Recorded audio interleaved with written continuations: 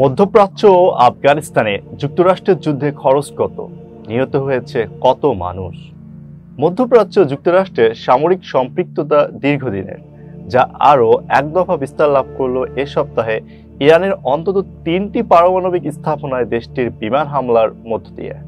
যুক্তরাষ্ট্রের joint chiefs of স্টাফের chairman general Dan কেইনের ব্রিফিং অনুযায়ী যুক্তরাষ্ট্রের 7টি B-2 স্টেলথ বোমারু বিমান ইরানের ফর্দো ও নাতানস পারমাণবিক স্থাপনায় অন্তত 14টি বাংকার বিধ্বংসী বোমা ফেলেছে।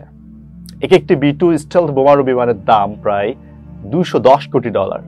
যে বোমাগুলো নিক্ষেপ করা হয়েছে সেগুলোর দামও কয়েক কোটি ডলার। বিশ্বের অন্য যে কোনো দেশের চেয়ে সামরিক খাতে অনেক বেশি ব্যয় করে যুক্তরাষ্ট্র।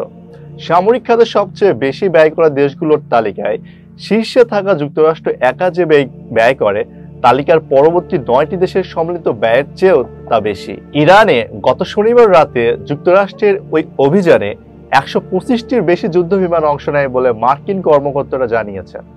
এর মধ্যে ছিল বোমারু বিমান, জঙ্গি বিমান, জ্বালানিবাহী ট্যাঙ্কার, নজরদারি উড়োজাহাজ এবং সহায়তাকারী ইউনিট বহনকারী উড়োজাহাজ। প্রতিটি উড়োজাহাজ মোতায়েন ও পরিচালনা করতে খরচ হয়েছে কোটি কোটি ডলার। বিশ্বের অন্য যে কোনো দেশের চেয়ে সামরিক খাতে অনেক বেশি ব্যয় করে যুক্তরাষ্ট্র।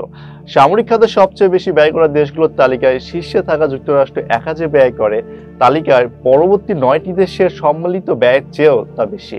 যুক্তরাষ্ট্র সামরিক খাতে চীনের চেয়ে প্রায় 3 গুণ এবং রাশিয়ার চেয়ে প্রায় 7 গুণ বেশি ব্যয় করে।